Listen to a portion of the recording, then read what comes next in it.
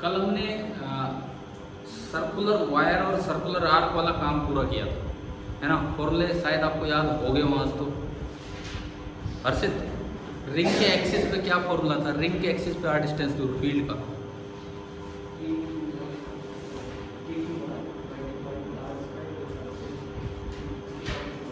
चलो ठीक है, आप ठीक ठाक बता रहे हो आपको। देखिए अभी आगे देखते हैं हम। आज हमारा काम रहेगा, देखो मैं एक बार बार आपको सीक्वेंस बताता हूँ। अभी हम फील्ड जनरेशन पे हैं, फील्ड का इफेक्ट आएगा फिर इसी पार्ट में। अभी हम फील्ड जनरेशन पे हैं। फील्ड जनरेशन में पॉइंट चार्ज पढ़ा, ग्रुप ऑफ पॉइंट चार्ज पढ़ा, डाइपोल पढ़ा, देन क्वाड्रपोल पढ़ा। ये सब तो थे डिस्क्रीट चार्ज। पॉइंट चार्ज का फील्ड इन्वर्सली प्रोपोर्शनल होता है किसके? आर स्क्वायर के। डाइपोल का आर क्यूब, क्वाड्रपोल का R S power 4, octopole R S power 5। ना हमें ऑक्टापोल से मतलब ना कुछ और, बस ये एक सीक्वेंस बन रही थी इसलिए। फिर हम आए कंटिन्यूस चार्ज पे, और कंटिन्यूस चार्ज में सबसे पहले हमने लिया सर्कुलर रिंग, देन उसके बाद रिंग का एक पार्ट आर्क, ठीक है। अब स्ट्रेट वायर की तरफ चलते हैं, तो आज पूरा फोकस इसी चीज़ पे रहेगा, और वायर और रिंग को कंबाइन करके कुछ सवाल लेके हम चलेंगे। तो नेक्स्ट हेडिंग आप डाल सकते हो। ये इतना बड़ा मैं बोलूँ, इलेक्ट्रिक फील्ड इंटेंसिटी, इसको आप इन शॉर्ट ई वेक्टर लिख सकते हो। ई के ऊपर vector sign. Electric field intensity due to a long straight uniformly charged wire, E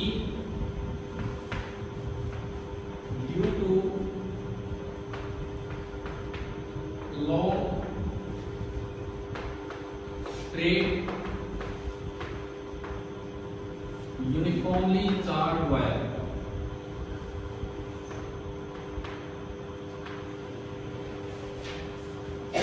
NCERT book निकालना, कोई एक दो बच्चे जो लाए। और फर्स्ट चैप्टर की एक्सरसाइज में चलिए। फर्स्ट चैप्टर की exercise, additional exercise. First chapter में आप एडिशनल एक्सरसाइज में चलिए। सवाल नंबर 30, पेज नंबर 49, सवाल नंबर 30।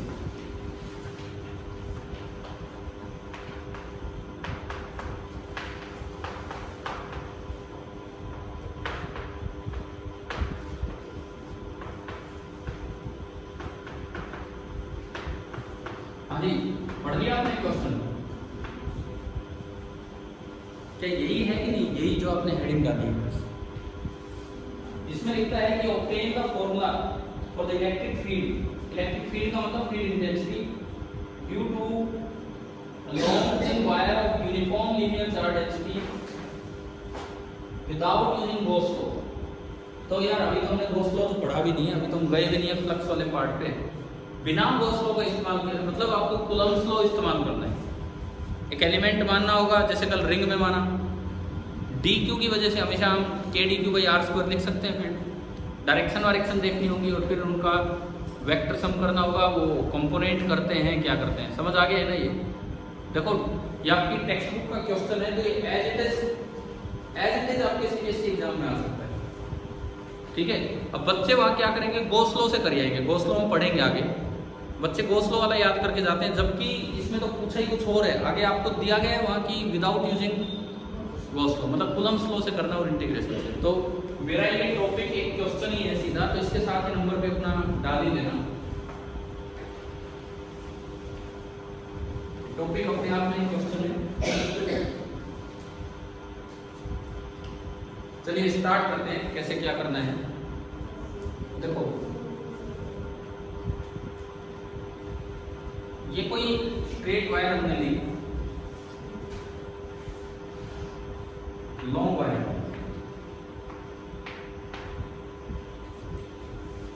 ताजा आगे बैठो ना, थोड़ा ढंग से दिखा। आप तो वो भी नहीं चल रहा, लाइट ही नहीं, कोई फायदा तो नहीं खास। ये जो सेकंड चेयर है यहाँ आराम से दिख जाएगा। देखो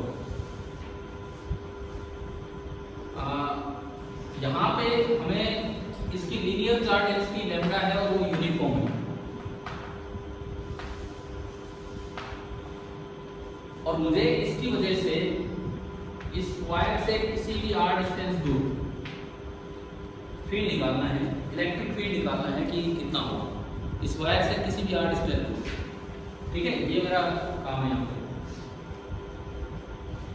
उस चेयर के मुकाबले कंफर्टेबल है थोड़ी लिखने में, तो इन पे बैठा करो खाली पड़ी तो इन्हें ताम में आगे ऊपर ढंग से दिखेगा।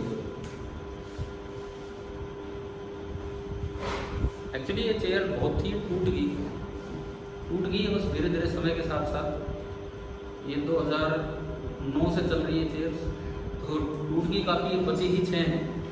काफ़ी दिन से जो बाहर रखी है टूटी फिर वो दे दी कबाड़ी को इस तरह से।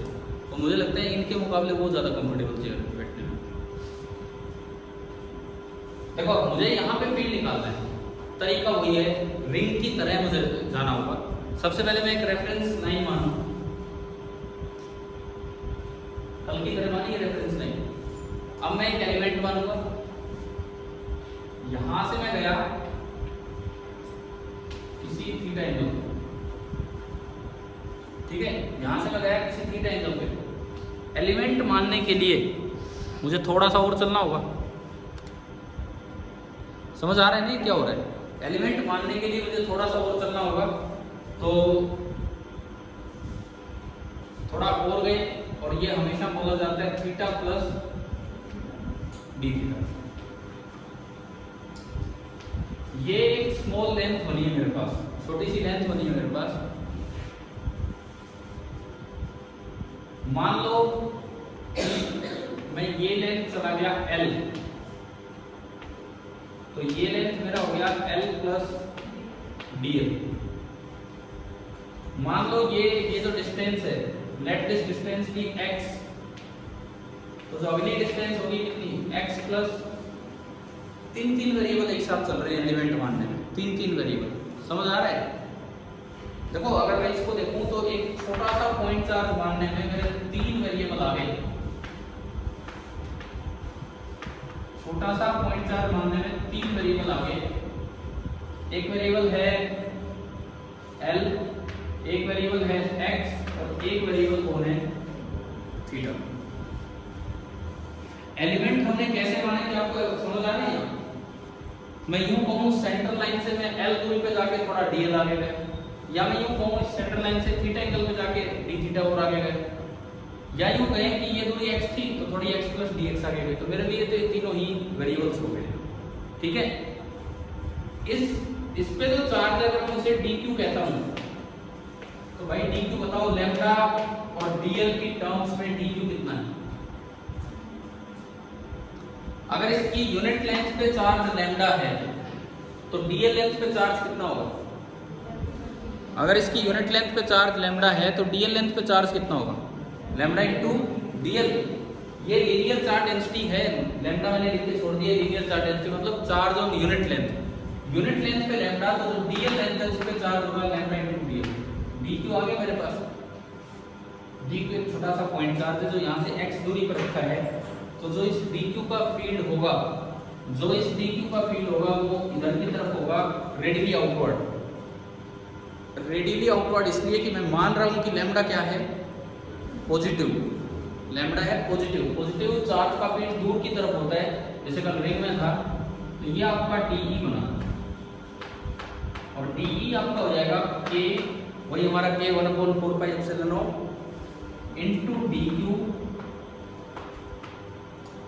डिवाइडेड बाई, ये दूरी ऑलमोस्ट x है, x प्लस dx को, तो ये x का स्क्वायर। और एक्चुअली ये लिखने में आपने यूज कर दिया है एक वर्ड, कौन सा? अगर आप किसी भी पॉइंट चार्ज के फील्ड को ऐसे लिखते हैं तो इसका मतलब आपने कूलम्ब्स लॉ यूज कर दिया, इनवर्स कूलम लॉ यूज कर दिया। DE आ गया मेरे पास, इसको मैं थोड़ा सा ठीक ठाक करके लिखूं तो DE आया K जो कि 1/4 पाई एप्सिलॉन है, dq आपका है लैम्डा dl और अपॉन x स्क्वायर बड़ा लैम्डा से। यहां तक कोई दिक्कत कि कैसे आपने एलिमेंट माना है? इन चीजों में कोई दिक्कत हो तो बताओ। हाँ भाई समझ आ गए? अगला सवाल, क्या मैं E को इंटीग्रल DE कर सकता हूं या नहीं? ये पुराना सवाल है जो पहले भी हम करते हैं, क्या मैं इंटीग्रल डी को ही लिख सकता हूँ? हाँ जी तमन्ना जी बताओ, क्या हम दोनों साइड इंटीग्रेशन करते तो इंटीग्रल डी ई बन जाएगा कि नहीं? क्यों? यूनिफॉर्म तो है, क्योंकि सभी डी की डायरेक्शन सेम नहीं मिलेगी। आप अगर एक पॉइंट नीचे मानते हो, तो उसका जो फील्ड होगा वो इधर जाएगा, ये जो डी ई डैश होगा ये इधर जाएगा, इसकी वजह से एक छोटा सा एलिमेंट डी क्यू डैश बनेगा उसका। तो फिर वही बात आ गई, since all DE are not along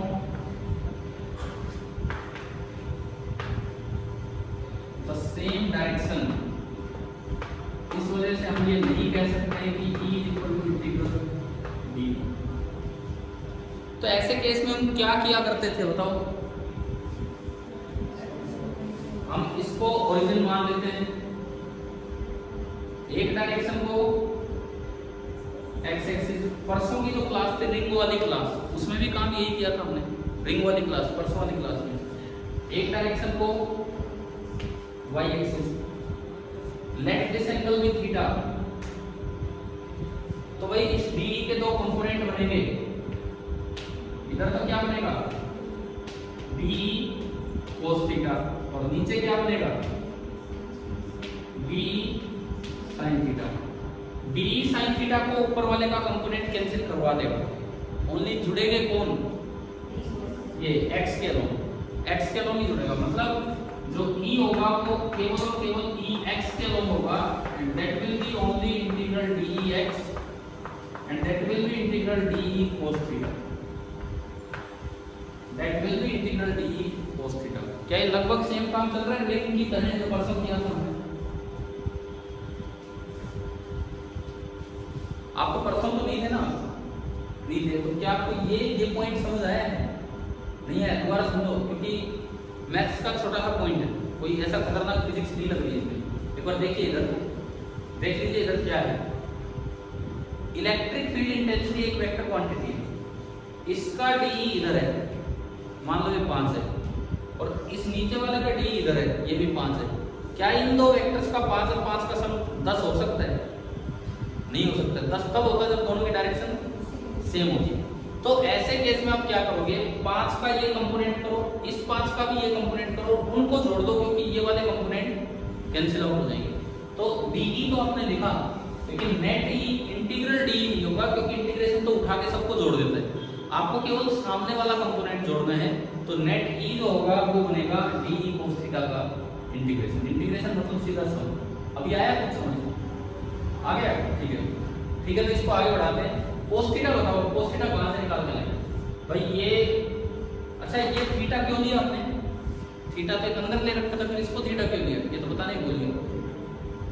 देखो एंगल तो एक अंदर था ना थीटा, फिर इसको भी थीटा क्यों लिया जबकि ये तो कुछ और हो सकता था? इसलिए कि ये और ये क्या ये वर्टिकली अपोजिट एंगल है? एक्चुअली किसी ने पूछा भी नहीं, मेरे बताना ध्यान नहीं रहा, तो मैं इसीलिए अब बता रहा हूँ। नहीं तो कुछ और एंगल मानना होता, बट ये वर्टिकली अपोजिट एंगल है, तो ये थीटा है, ये भी थीटा होगा। समझ आ गया? कोस थीटा इस ट्रायंगल से बताओ, मत बताओ, पड़े रहने दो, मत बताओ, कोई बात नहीं। अभी हम इंटीग्रेशन पे चलते हैं, इसमें प्रूव करते हैं। E इक्वल टू इंटीग्रल क्या है वो k lambda dl upon r square into cos theta. आप एक बार यहाँ तक नोट कर लो, मैं थोड़ी बोर्ड पे जगह बनाऊंगा, छोटा सा बोर्ड है हमारे पास, तो इसको आगे बढ़ाएंगे।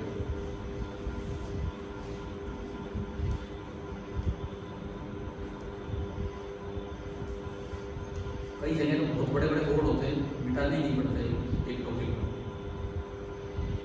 देखें बड़े बोर्ड स्कूल में,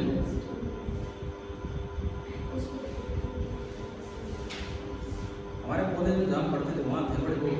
बताया था मैंने कभी कैसे बोर्ड, वो यूँ था जैसे इतना, ये तो इससे बड़ा, इससे बड़ा, फिर इधर एक और पार्ट इसका आता, उधर एक और पार्ट उसका आता। टीचर प्रोफेसर साहब जब आते थे पहले इसको फोल्ड करते थे दरवाजे की तरफ, वो जो आधा बन गया उस पर लिख दिया, फिर उसको खोल देते थे, फिर आधा और बन गया, इस पे लिख दिया, फिर उधर वाले को खोल देते थे, ये पूरा बन गया, इस पे लिख दिया, फिर वो खुले हुए पे लिख दिया, लास्ट में उसको पलट दिया और वो बाहर वाले पे लिख दिया, फिर वो चले जाते थे, बोले अब तुम नोट करो, और नोट कोई करता नहीं था। मतलब बात ये है, इस तरह से वो वहाँ ही था कि एक ही बोर्ड पे बहुत ज़्यादा काम हो जाता था, एक लेक्चर का तो पूरा काम। लेकिन अभी मुझे मिटाना पड़ेगा। चलो ये आया है यहाँ तक समझ में। अब देखो हम इस इंटीग्रेशन में घुसते हैं कि ये किस तरह का इंटीग्रेशन आ गया। सभी का नोट हो गया, मैं इधर जगह बना रहा हूँ, इधर ही बना रहा हूँ।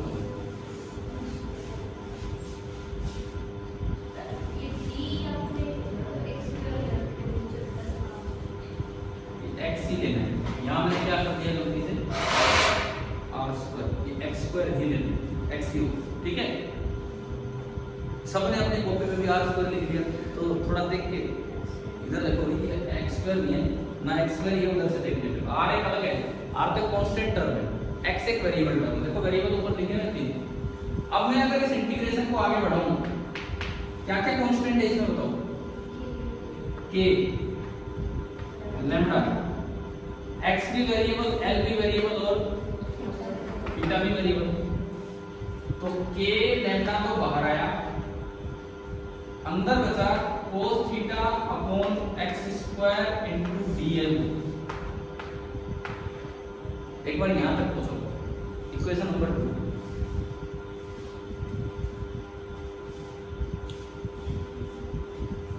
अब यहां जाके तो बच्चा हिम्मत ही छोड़ देता है बहुत बार। यहां जाके तो उसे लगता है यार ये कैसे सोल्व होगा, देखो ये एक वेरिएबल, ये एक वेरिएबल, ये एक वेरिएबल, तो फिर वो ये सोच के छोड़ देता है कि ये मेरा काम थोड़ी, तो मैथ्स का काम है, फिजिक्स में क्यों हम इतना करें। ऐसी बात नहीं है भाई, फिजिक्स में तो करना है वो तो करना ही है। अब बताओ ये इंटीग्रेशन सोल्व कैसे हो? ये किसके रेस्पेक्ट में है? एल के रेस्पेक्ट में, लेकिन अंदर तो अलग वेरिएबल बैठे हैं, कैसे करूं मैं इंटीग्रेशन? cos थीटा को फिर एक और भी वेरिएबल x, सुनो आप तरीका सुनो, वैसे में क्या करते हैं, आपका ये इंटीग्रेशन बचा cos theta upon x square into DL. ये जो तीन वेरिएबल में है ना, इसको आप लिख लो only as a function of theta. एक वेरिएबल में ले आओ, केवल एक वेरिएबल में ले आओ थीटा में, उसकी लिमिट लगानी आसान होगी। क्यों आसान होगी? थीटा की लिमिट हमने रिंग में लगाई थी, रिंग में लगाई थी थीटा की लिमिट। तो देखो ये सेंट्रल लाइन पे तो थीटा कितना है? 0। ऊपर जाओगे तो थीटा जाते रहो 1 इनफाइनाइट है, तो ये एंगल कितना हो जाएगा? अरे ये देखो, अगर आपने थोड़ी भी तिरछी लाइन बना दी तो यही कट कर देगी। इन्फिनिटी पे कौन सी लाइंस मिलती है? Parallel lines. पैरेलल लाइन वही तो होती है जो इन्फिनिटी पे मिलती है। तो इससे इन्फिनिटी पे मिलवाना है तो आपको इस लाइन को कैसे बनाना होगा? इसके पैरेलल बनाने के लिए थीटा कितना हो गया? 90 डिग्री। यानी कि जो थीटा की फाइनल लिमिट होगी वो कितनी हो जाएगी? π/2। फिर जैसे कल रिंग में बताया था, ये तो नीचे भी तो है, हाँ, तो थीटा की जो इनिशियल लिमिट बनी है हमारी वो क्या बनेगी? -π/2। तो मुझे थीटा की लिमिट ढंग से पता है, तो क्यों ना मैं सारे इंटीग्रेशन को किस में कन्वर्ट कर दूं? थीटा में। ठीक है, मैं इस कंप्लीट इंटीग्रेशन को थीटा में कन्वर्ट कर दूं क्योंकि मुझे लिमिट दिख रही है। क्या लिमिट समझ आ गई है क्या? कैसे लेंगे? ठीक है, एलिमेंट कैसे माना, उससे लिमिट है। अब देखो cos theta upon x square into dl, पहले तो x लाओ इन टर्म्स ऑफ थीटा। अब ये भी आपको सोचना है, ऐसा नहीं कि कोई अलग से मैथ्स आ गया है, सिंपल मैथ्स है। इधर देखिए, पहली बात तो आपने ये दिमाग लगाया कि ये तीनों की जगह एक वेरिएबल लाना है, कौन? थीटा। सबसे पहले x भगाओ थीटा लाओ, यहाँ से। r तो कांस्टेंट है तो वो कोई दिक्कत ही नहीं देगा। इस छोटी सी ट्रायंगल को आप देखो, ये लेंथ कितनी है?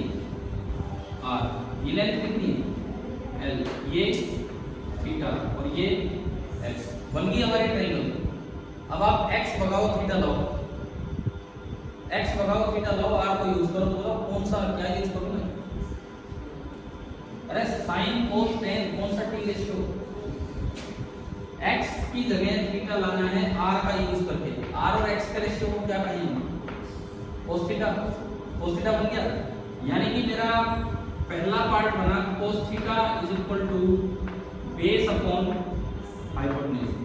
तो r कितना आ गया ना, x चाहिए ना मुझे, x कितना आ गया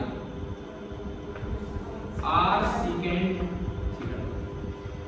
एक चीज तो तैयार है, x तो गायब हो गया, कंप्लीटली किस में जा रहा है, थीटा में, समझ आ रहा है। एक चीज और रही, dl हटाओ d थीटा लाओ, भाई इंटीग्रेशन तो तभी होगा जब सब कुछ थीटा और बाहर भी d थीटा हो। dl हटाओ d थीटा लाओ, कैसे, पहले l और थीटा में रिलेशन लाओ फिर हटेगा। देखो इस पे से दिमाग मत हटाना, केवल dl हटाना है, ये सब लाना है, बिकॉज ये चीजें ऐसा नहीं कि फिजिक्स में कोई एक बार आ रही है, ये चीजों इन चीजों के लिए आपको तैयार रहना और सीखना है। dl हटाओ d थीटा लाओ, तो l और थीटा में रिलेशन बताओ using a constant r। l और थीटा में रिलेशन बताओ using a constant r। l r और थीटा tan थीटा दिख रहा है ना ये। तो यहां में मेरा बना tan theta is equal to क्या, l बाई r। मेरे पास l कितना आ गया,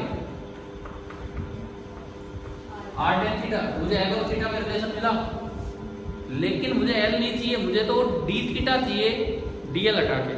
वो कैसे लाना होता है सुनिए, इस इक्वेशन को दोनों साइड थीटा के रिस्पेक्ट में डिफरेंशिएशन कर दो। इस इक्वेशन को दोनों साइड आप थीटा के रिस्पेक्ट में डिफरेंशिएशन कर दो, करें। dl बाई d थीटा बताओ यहाँ क्या होगा, dl by d theta, r constant है बाहर आ जाएगा। tan थीटा का डिफरेंशिएशन क्या होता है, tan थीटा का डिफरेंशिएशन, अरे tan थीटा का डिफरेंशिएशन सेकंड स्क्वायर थीटा। तो मेरे पास dl आ गया, dl is equal to r second square theta and d theta. dl आ गया r second square theta and d theta. समझ आया। देखो सब कुछ तैयार कर दिया हमने, अब इंटीग्रेशन कर पाऊंगा मैं, मुझे सब कुछ थीटा में बदलना है। मैंने x देख लिया इन टर्म्स ऑफ थीटा, मैंने dl देख लिया in terms of d theta. कोई मैथ्स नहीं लगे, सिंपल सा t रेशियो लगे, ट्रिग्नोमेट्रिक रेशियो। क्या ये समझ आया। कई बार बच्चे इसको यूं छोड़ देते हैं कि भाई ये तो इंटीग्रेशन बाय सब्स्टिट्यूशन है, ऐसे सुनिए आते हैं इंटीग्रेशन बाय सब्स्टिट्यूशन। बोले जब इंटीग्रेशन आएगा तब ये पढ़ देंगे। अरे जब इंटीग्रेशन आएगा तब ये क्यों पढ़ोगे भाई, कौन आपको वहां पढ़ाएगा मैथ्स में, और फिजिक्स वाले दोबारा लौट के नहीं आएंगे इस काम में। तो इसको अभी समझिए ना आराम से, कोई सब्स्टिट्यूशन नहीं, सिंपल ही है। अब ये सारी चीजें तैयार हो चुकी हैं, एक ये और इन दोनों को इसमें पुट करके, ताकि इंटीग्रेशन सोल्व हो जाए और फिर मैं इक्वेशन 2 में उसका यूज करूं। ये पीछे वाली लाइन में ये दिख पा रहा है या नहीं दिख रहा है, तो नोट करके ये पुट करो इस इंटीग्रेशन में और लिमिट लगाओ -π/2 से π/2 और सोल्व करो, आसानी से सोल्व होना चाहिए।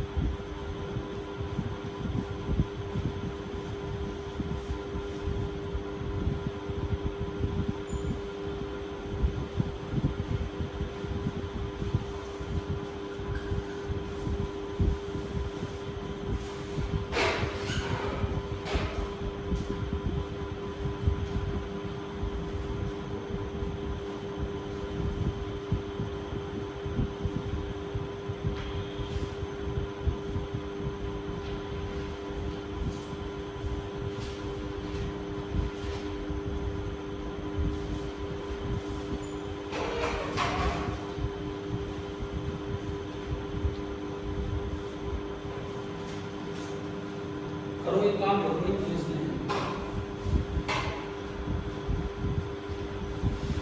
ये नोट करके और ये काम को आगे बढ़ाओ।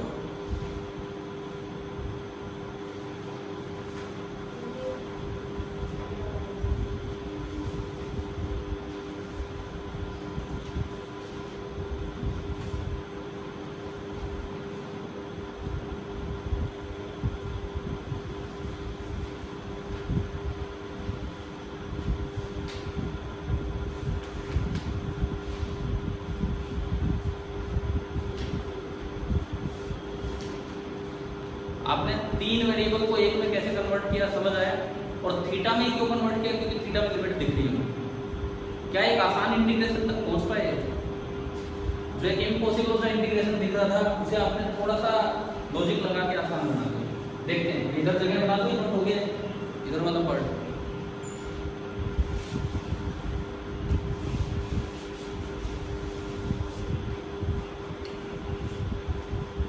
अब हम सोल्व करें पार्ट। तो ये आपका इंटीग्रेशन है cos theta upon x square और इंटू डी। तो वैल्यू रखो इसमें, cos थीटा से तो कोई प्रॉब्लम ही नहीं है। x क्या बना, x r सेकेंड थीटा, ये बन गया r square second square theta. dl की जगह r second square theta d theta. Second square theta से सेकेंड स्क्वायर थीटा कैंसिल, एक r से एक r भी कैंसिल। और इस इंटीग्रेशन में आपका r वेरिएबल नहीं है, r तो दूरी है जो y से, वो कांस्टेंट ही, तो r तो बाहर आ गया और अंदर क्या होता है इंटीग्रल cos थीटा d। यार इतनी आसान सी चीज बच गई है, ऐसा इंटीग्रेशन जो आपने शायद कल परसों भी किया हो। और इसकी लिमिट है -π/2 से लेके +π/2। इसकी लिमिट है -π/2 से लेके +π/2। समझ आया? आपने लिमिट पुट की 1/r cos थीटा का इंटीग्रेशन प्लस का sin थीटा पढ़ा था नहीं हमने, और लिमिट है -π/2 से लेके π/2। 1/r sin of upper limit π/2 minus sin of lower limit -π/2। Minus sine से बाहर आएगा तो प्लस हो जाएगा, sin π/2 1 होता है, 1 + 1 कितना 2, ये 2/r। अल्टीमेटली ये निकल के आया 2/r। पुट इन इक्वेशन, ये पूरा ये सोल्व हो गया। ये पुट इन इक्वेशन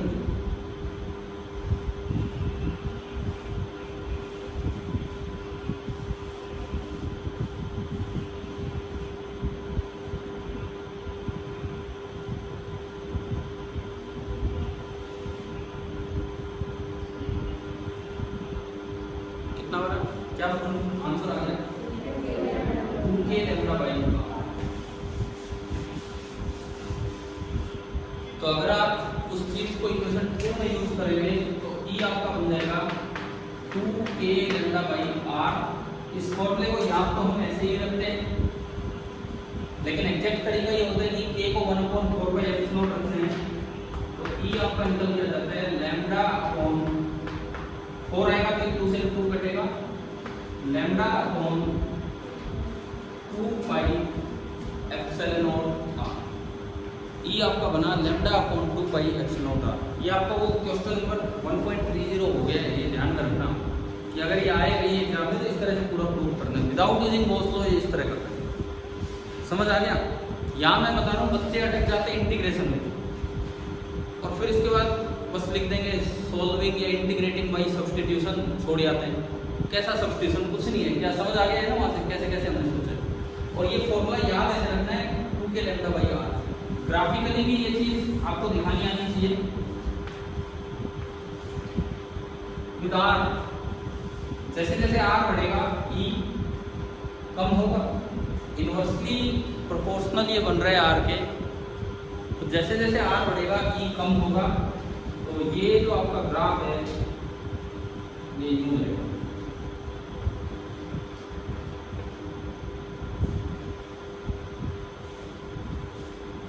बना लीजिए आप, इसके साथ ये प्रोपोर्शनलिटी लिख देना कैसे। अब फिर एक पुराना सवाल, फिर दोबारा से एक पुराना सवाल। कूलम्स लॉ कहता है कि ये तो इनवर्सली प्रोपोर्शनल होना चाहिए r² में, जबकि ये r के है। तो क्या कूलम्स लॉ फेल हो गया? क्या जवाब है इसका? क्या मैं फिर सोचना पड़ेगा इस बात पे, या हमारे पास है जवाब?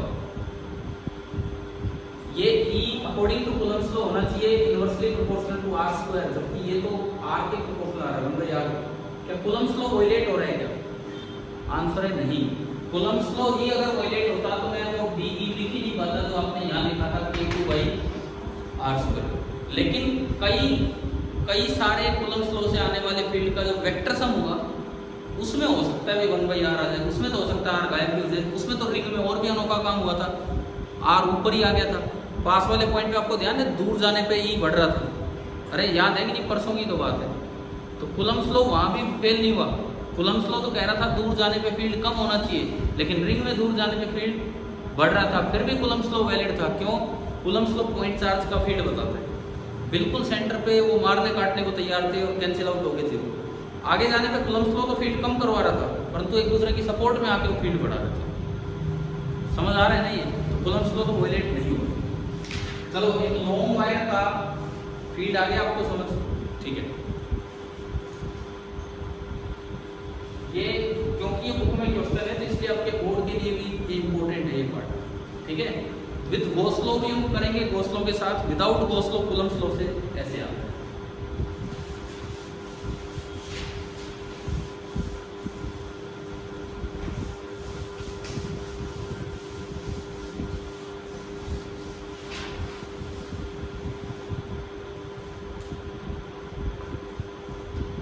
अब इसके बाद जैसे इस पे कोई क्वेश्चन एक हम बनाते हैं, आया हुआ ऐसा है ये वाला सॉल्व किया। एक लॉन्ग वायर है और उस पे लैम्डा दिया है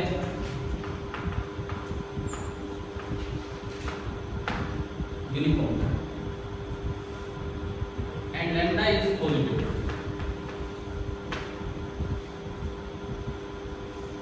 इसके बाहर कोई इलेक्ट्रॉन चक्कर काट रहा है,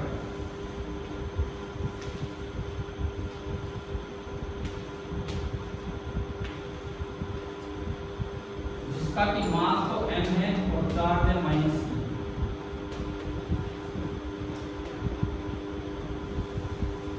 ये इलेक्ट्रॉन जो है वो बाहर चक्कर काटने लग रहा है at some radius r, circular path में घूम रहा है। क्लियर है?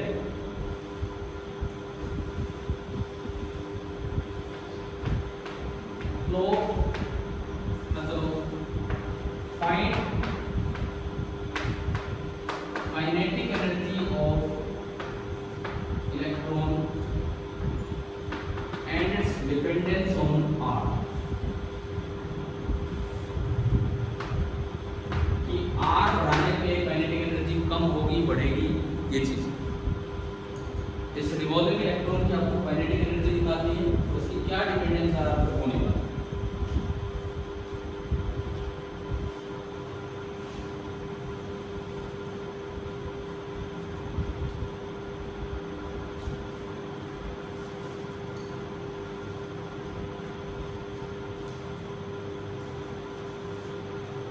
तरीका ये है, न्यूटन से पहले इसकी वजह से यहाँ फील्ड लिखो, फील्ड के कारण फोर्स लिखो Q × E करके, फिर उस फोर्स को वो सेंटर की तरफ लगेगा, सेंट्रीपिटल फोर्स से इक्वेट कर दो न्यूटन लॉ से। फोर्स बराबर मास इनटू एक्सेलरेशन, सेंट्रीपिटल एक्सेलरेशन होती है v²/r, वहाँ से v निकाल लो और फिर काइनेटिक एनर्जी पे जाओ जो होती है 12m v²। करो तो भाई करो, आप करो एक बार, पहले फील्ड लिखो, इसकी वजह से जो भी आपने निकाला था।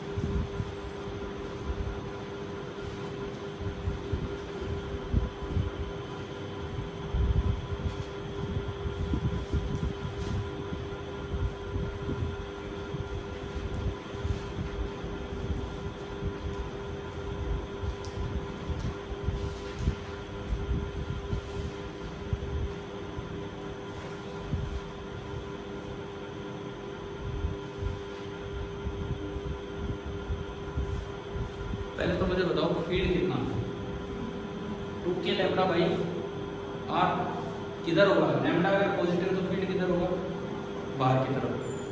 अच्छा, अब अगर नेगेटिव चार्ज फील्ड में रखा है तो उस पर फोर्स फील्ड की डायरेक्शन में लगता है कि opposite direction. Negative charge, positive charge अगर फील्ड में रखा हो तो जिधर फील्ड है उधर ही फोर्स लगता है, नेगेटिव चार्ज रखा हो तो अपोजिट डायरेक्शन। क्लियर है? तो इस पर फोर्स किधर लगेगा इलेक्ट्रॉन पे, वायर की तरफ, यानी कि towards the centre of the circle. और फोर्स कितना लगता है, Q × E। और मैंने बताया था कि अगर नेगेटिव चार्ज है तो उसका मोड लिया जाता है कि मैग्नीट्यूड देखने में। तो अब अगर आप इसका सॉल्यूशन बनाएं तो जो इलेक्ट्रॉन है जो बाहर घूम रहा है, जैसे सर्कल में घूम रहा है, उस पर फोर्स इधर लगेगा टुवर्ड्स द सेंटर, उस पर जो फोर्स है वो इधर लगेगा टुवर्ड्स द सेंटर। और वो कितना लगेगा, मोड Q तो E होगा क्योंकि उस पर चार्ज कितना है, -E, और इनटू E × वायर। और E × वायर को जानते हैं, लॉन्ग वायर की वजह से R डिस्टेंस, तो फील्ड कितना होता है, 2k लैम्डा बाई आर। तो ये आपका बना E × 2k lambda upon are,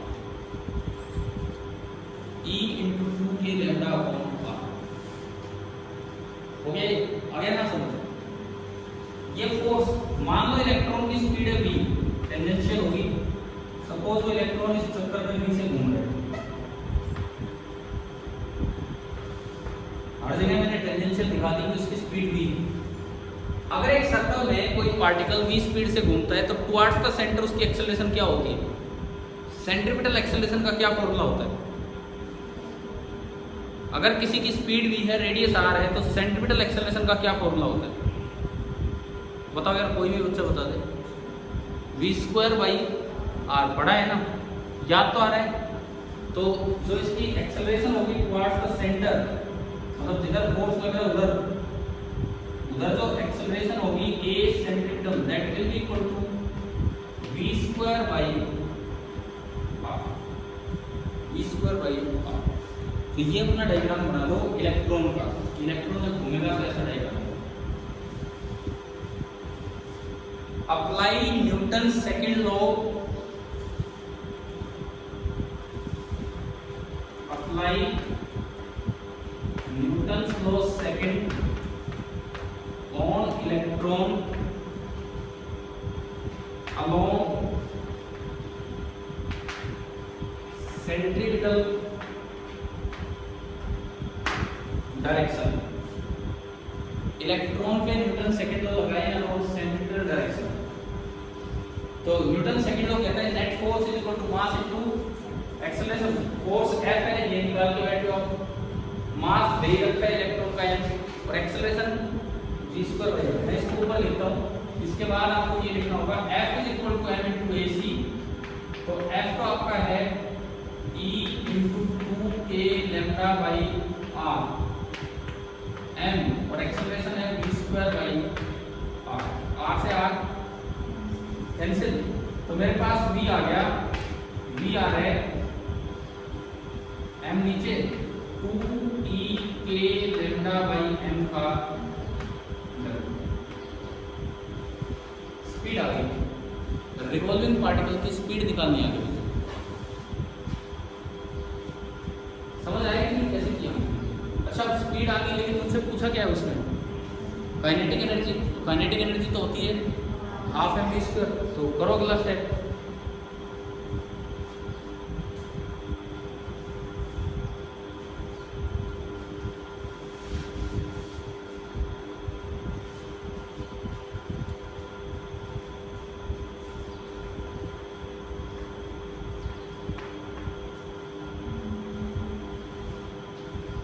kinetic energy that is ½ mv², यानी कि ½ इंटू m इंटू v का स्क्वायर, और v का स्क्वायर करेंगे तो अंडर रूट हटेगा 2ek lambda by m। Even m से m भी कैंसिल हो गया, 2 से 2 भी कैंसिल हो गया। तो यार ये काइनेटिक एनर्जी तो तगड़ा ही कांस्टेंट आ गया।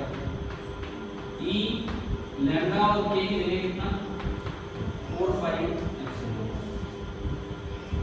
अच्छा सवाल क्या था, एक तो काइनेटिक एनर्जी निकालो और डिपेंडेंस ऑन आर, क्या आर पे डिपेंड कर रहा है ये? मतलब इस इलेक्ट्रॉन को कि आप कितनी दूर घुमा दो, क्या उसकी स्पीड आर पे डिपेंड कर रही है? उसको फिक्स स्पीड से घूमना और फिक्स उसकी, समझ गए हो? तो आंसर उसका ये बनेगा इंडिपेंडेंट ऑफ आर। और इवन मास पे भी डिपेंड नहीं कर रहा। आप अगर इलेक्ट्रॉन की बजाय कोई और पार्टिकल ले आओ, बस उस पर चार्ज माइनस ही हो, चाहे मास कुछ भी हो, तब भी काइनेटिक एनर्जी यही रहेगी, क्योंकि वो मास पे भी डिपेंड नहीं कर रहा है। समझ आ गया?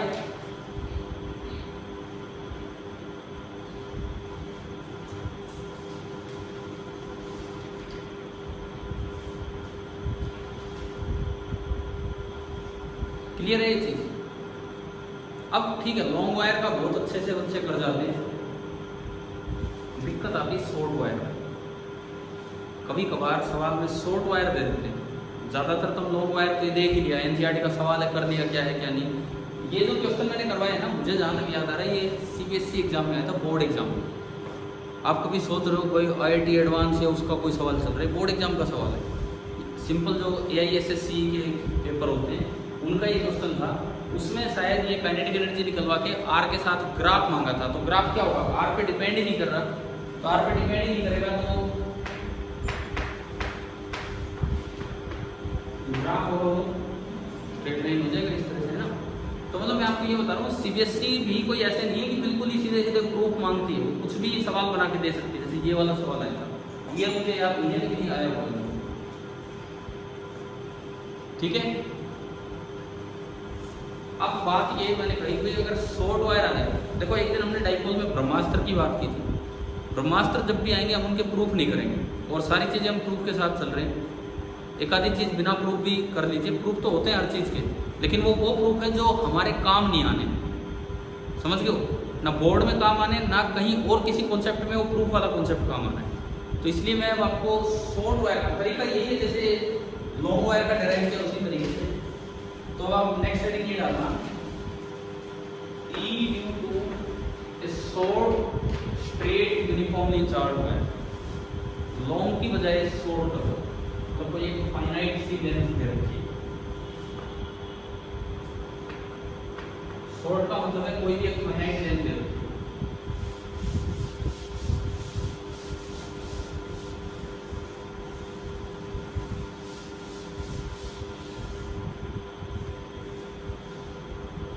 शॉर्ट का मतलब है कोई भी एक फाइनाइट लेंथ दे रखी है, तो उसका ई क्या होगा, हम विदाउट प्रूफ देख रहे हैं, ऐसी कॉलम्स से प्रूफ हो जाता है, लेकिन हमें करने की कोई जरूरत नहीं है। Suppose this is a finite wire, और इस पे जैसे मान लिया मैंने कि पॉजिटिव डेंसिटी है लैम्डा और वो यूनिफॉर्म, लीनियर चार्ज डेंसिटी है लैम्डा और वो आपको यूनिफॉर्म दी है, और इसके इधर उधर कहीं भी फील्ड निकालना है। और मैं नहीं कह रहा परपेंडिकुलर बाइसेक्टर लेना है, देखो लॉन्ग वायर में तो कोई फर्क नहीं पड़ता, आप कहीं ले लो परपेंडिकुलर बाइसेक्टर है, क्योंकि जितनी वायर ऊपर होगी उतनी नीचे। लेकिन शॉर्ट में तो कुछ अलग हो सकता है। तो मैंने कहा सपोज यहाँ मान लो यहाँ ये कोई पॉइंट है, कितनी दूर, पिछली बार की तरह कितनी दूर आर। अब देखो यहाँ फील्ड कैसे निकलेगा, सुनिए। सबसे पहले आप इस पॉइंट से, फील्ड पॉइंट से दोनों एंड्स को ज्वाइन कर दो। वायर का नीचे वाला एंड आपने ज्वाइन किया परपेंडिकुलर के साथ नीचे की तरफ, सपोज उसने एंगल कितना बना रखा है, θ1। फिर वायर का ऊपर वाला एंड आपने ज्वाइन किया इस फील्ड पॉइंट से, और परपेंडिकुलर के साथ मान लो ऊपर वाला एंगल कितना बना रखा है, θ। और इस डायग्राम में हमें दिख रहा है कि θ2 इज ग्रेटर देन θ1। भाई ऊपर चार्ज ज्यादा है कि नीचे, ऊपर, तो इसका फील्ड तो इधर होगा, नीचे वाले का फील्ड इधर होगा। कौन सा ज्यादा होगा, ये वाला, क्योंकि ये चार्ज ज्यादा है, इसका मतलब नेट फील्ड जहां भी होगा कहीं ना कहीं, मैं नहीं कह रहा बिल्कुल इसके पैरेलल, नेट फील्ड जहां भी होगा कहीं ना कहीं इधर की तरफ आना है, इसी के पैरेलल लिनियर में। क्यों आया इधर? ऊपर चार्ज ज्यादा है पॉजिटिव, तो ऊपर वाले का फील्ड नीचे आएगा, नीचे वाले का फील्ड उधर जाएगा, तो नीचे वाला फील्ड बड़ा है तो नेट फील्ड जो होगा वो इधर बनेगा। ये इतनी बात समझ आई? ये आपका E है। इसको हम कैसे याद करते हैं सुने। आप इसके दो कंपोनेंट्स बनाते हैं, एक है परपेंडिकुलर टू द वायर, इसको हम कहते हैं E परपेंडिकुलर, और एक होता है पैरेलल टू द वायर, ये नीचे बनेगा, और इसको हम कहते हैं E पैरेलल। ये नेट E जो है इधर क्यों बना आपको समझ आ गया होगा इस क्वाड्रेंट में, और इसके दो कंपोनेंट बने E परपेंडिकुलर और E पैरेलल। ठीक है, विदाउट प्रूफ हम एक चीज याद करने वाले हैं, E परपेंडिकुलर, पहले तो इसका फॉर्मूला सुनिए। बाहर एक कांस्टेंट टर्म आएगी k लैम्डा बाई r, बाहर एक कांस्टेंट टर्म आएगी k लैम्डा बाई r, और अंदर बनता है sin थीटा 1, नीचे वाला एंगल नीचे कितना बना है वो, plus sin theta 1 plus sin theta 2। हाँ ये बताओ, क्लियर हुआ? ये पहला तो समझ आ रहा है ना कैसे हमने किया है? ठीक है, उसके बाद दूसरा E पैरेलल क्या होगा, इसमें थोड़ा ध्यान देना है। बाहर तो कांस्टेंट यही आएगा k लैम्डा बाई r। अच्छा जी, अंदर क्या आना है? अंदर कोस आएंगे, लेकिन कोस में ध्यान थोड़ा देना होगा, बिकॉज बीच में माइनस आएगा। भाई प्लस आएगा तो फर्क नहीं पड़ता कौन सा पहले कौन सा बाद में। तो यहाँ कैसे ध्यान देना है आपको पता होगा, कोस जिस एंगल का छोटा होता है कोस की वैल्यू बड़ी होती है। कोस 0 कितना होता है 1, और कोस 90 0। तो 0 से 90 डिग्री तक ये एंगल 0 से 90 बनने हैं, एक्यूटी बनने हैं। 0 से 90 डिग्री तक जैसे जैसे कोस एंगल बढ़ेगा कोस की वैल्यू कम होगी। तो इनमें ये वैल्यू पॉजिटिव लानी मुझे, पॉजिटिव लाने के लिए मैंने पहले ही डायरेक्शन देख रखी है। बताओ थीटा 2 बड़ा है कि थीटा 1? थीटा 2 ऊपर वाला एंगल बड़ा है, इसका मतलब कोस थीटा 2 छोटा होगा किससे? कोस थीटा 1 से। तो पहले आएगा छोटा एंगल और फिर आएगा बड़ा एंगल। पहले छोटा एंगल आएगा फिर बड़ा एंगल आएगा, और एक बार E परपेंडिकुलर और E पैरेलल आ गए। अब जो E है इस पॉइंट पे नेट E वो बनेगा under root of E perpendicular का स्क्वायर प्लस E पैरेलल का स्क्वायर, E परपेंडिकुलर का स्क्वायर प्लस E पैरेलल का स्क्वायर। समझ आया? और अगर एंगल भी आपको चाहिए, सपोज मान लो ये एंगल 5 हो दिया मैंने, मान लो ये एंगल 5 हो गया इस लाइन के साथ, तो tan फाई बनेगा परपेंडिकुलर इसके सामने वाला अपॉन बेस। तो ये तो कौन सी लाइन है, ये कौन सी लाइन है? E parallel. तो ये आपको हो जाएगा E पैरेलल अपॉन E। अरे इनको नहीं रटना है आपको, बस ये फॉर्मूले याद करने हैं, वो तो आगे की ज्योमेट्री है जो आप यूज कर लेंगे, वेक्टर ज्योमेट्री।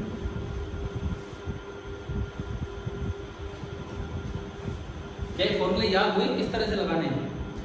अभी अप्लाई करेंगे हम इसी सवाल में।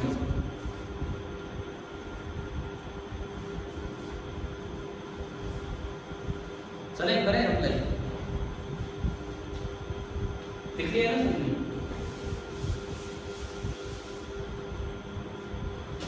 देखो पहला सवाल, आपको एक लॉन्ग वायर दी है लेकिन उसका एक एंड विजिबल है। लॉन्ग वायर दी है लेकिन उसका एक एंड विजिबल है, और लीनियर चार्ज डेंसिटी उसकी मान लो कि लैम्डा है। लॉन्ग वायर दी है और एक एंड विजिबल है, और इसका लैम्डा यूनिफॉर्म है। बिल्कुल इस एंड से यहां r डिस्टेंस दूर E निकालना है, डायरेक्शन की और मैग्नीट्यूड। ये आपका पहला सवाल इसमें इन्फॉर्म।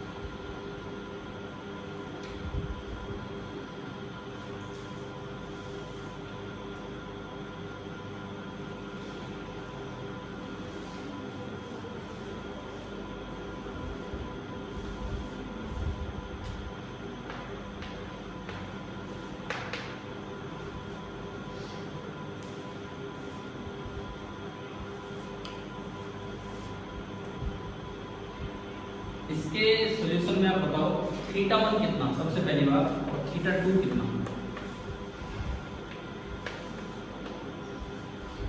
थीटा 1 था परपेंडिकुलर के साथ नीचे वाले एंड को ज्वाइन करते हुए एंगल, नीचे वाला एंड, नीचे है क्या कोई एंड, कहाँ है वो, बिल्कुल यही। तो जो लाइन नीचे जानी थी वो तो बिल्कुल यही आ गई, यही पे आ गई। तो थीटा 1 कितना है, 0 डिग्री, समझ आया। थीटा 1 आपका हुआ 0 डिग्री। थीटा 2 कितना है, ये लाइन थोड़ी भी टेढ़ी करनी है तो यही कट कर जाएगी, जबकि वो कहाँ मिलवानी है आपको, इन्फिनिटी पे, तो पैरेलल बनाना होगा। तो थीटा 2 कितना होगा, 90 डिग्री, हो गया। थीटा 1 थीटा 2 दोनों देखने आ गया। अब यहां से आप पहले तो ई परपेंडिकुलर निकालें, फिर ई पैरेलल निकालना। थीटा 1 0, थीटा 2 90, मैं इसे रखता हूं, ये तो 0 डिग्री और ये 90 डिग्री। मैंने थीटा 1 और थीटा 2 की वैल्यूज इनमें रख दी हैं, एक 0 डिग्री और एक 90 डिग्री। तो बताओ साइन 0 0, साइन 90 1, कितना आगे, के लैम्डा बाई आर, ये आपका है के लैम्डा बाई आर। अच्छा, इसमें कौन सा एंगल लेंगे, पहले छोटा एंगल और बाद में बड़ा एंगल। वैसे थीटा 1 लिखा हुआ है, लेकिन अगर भूल जाओ तो कोस ऑफ छोटा एंगल, छोटा एंगल कौन सा है, 0 डिग्री, और बड़े वाला एंगल 90 डिग्री। कोस 0 1 और कोस 90 0, तो ये भी कितना आ गया, के लैम्डा बाई आर।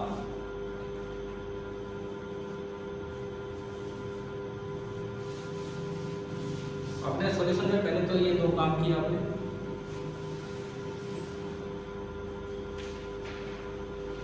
अब मैं डायग्राम के हिसाब से देखूं, ये एक लॉन्ग वायर थी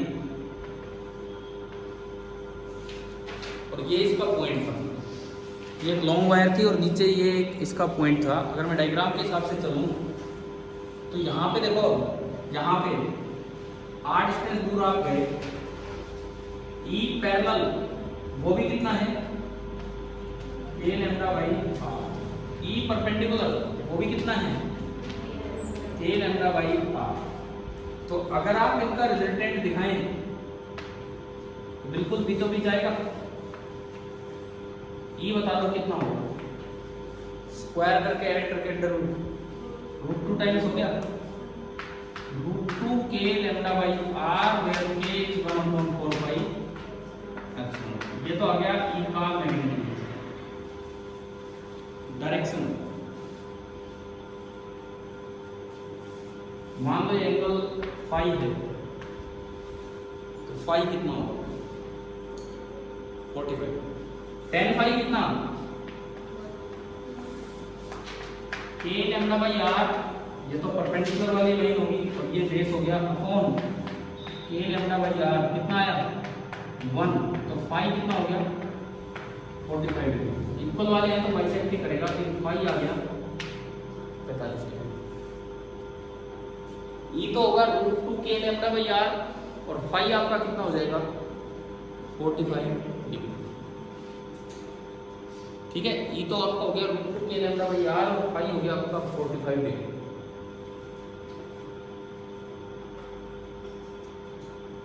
क्या ई आर पे डिपेंड कर रहे हैं, इनवर्सली प्रोपोर्शनल है। क्या फाई आर पे डिपेंड कर रहा है कि नहीं बताओ। इसमें भी ये खास पॉइंट है, ये जो एंगल आ रहा है, ये जो एंगल आ रहा है, this is independent of are.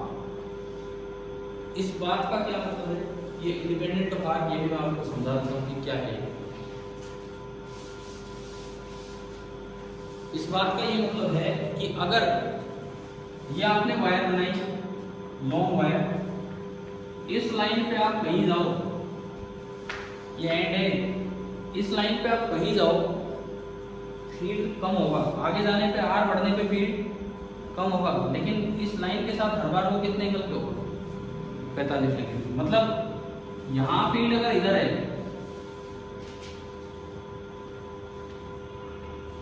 तो डबल डिस्टेंस करने में फील्ड आधा हो जाएगा क्योंकि वो इनवर्सली प्रोपोर्शनल है आर के, लेकिन एंगल कितना रहेगा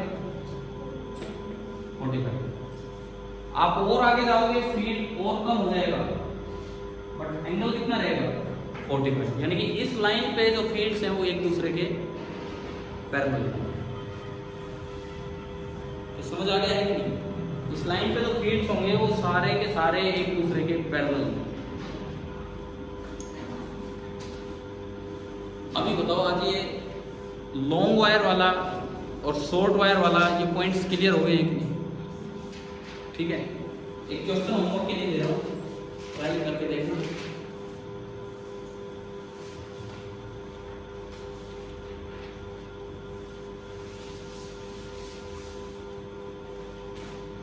क्वेश्चन ये है कि फिर से एक स्ट्रेट वायर है फाइनाइट लेंथ की, ऊपर भी एंड नजर आ रहा है, नीचे भी एंड नजर आ रहा है। एक स्ट्रेट वायर है फाइनाइट लेंथ की, ऊपर भी एंड नजर आ रहा है, नीचे भी एंड नजर आ रहा है, और जो इस पे लैम्डा दिया है वो यूनिफॉर्म है, और लैम्डा आपको दिया है 3 nano coulomb per metre. Lambda uniform है 3 नैनो कूलम पर मीटर, लेकिन फील्ड पॉइंट यहां दे दिया, यहां अलग से दे दिया फील्ड पॉइंट। ठीक है, इस फील्ड पॉइंट की जो दूरी है, यहां से जो डिस्टेंस है दैट इज 27 मीटर। मतलब ये जो अगर मैं वायर की लाइन को आगे बढ़ाऊं तो जो परपेंडिकुलर डिस्टेंस, वायर तो यही खत्म होती है, वायर तो ये भी है जो यही खत्म होगी। इस तरह लिखता हूं, this is A, this is B, wire तो यही खत्म होगी, लेकिन जो फील्ड पॉइंट है वो 27 मीटर दूर। ठीक है, और इसके जो एंगल है ना वो आपको बता देते हैं। इस एंड को ज्वाइन करने वाली लाइन का तो ऊपर एंगल है 37 डिग्री, और इस एंड को ज्वाइन करने वाली लाइन का जो एंगल है, मैंने आपको जाने पहचाने एंगल दिए, एक 37 डिग्री और एक 53 डिग्री। बस फर्क ये कर दिया, अभी तक हम पॉइंट बीच में कहीं ले रहे थे, अब वो पॉइंट कहां कर दिया है, नीचे कर दिया। ठीक है, सवाल है कि फाइंड, ये पॉइंट P है, find magnitude of E at point P point पे E कितना होगा ये आपको निकालना। ठीक है भाई, आज एक ही काम हुआ है, शॉर्ट वायर और लॉन्ग वायर, मतलब स्ट्रेट वायर। तो ये कोशिश करना, कल इससे आगे बढ़ना।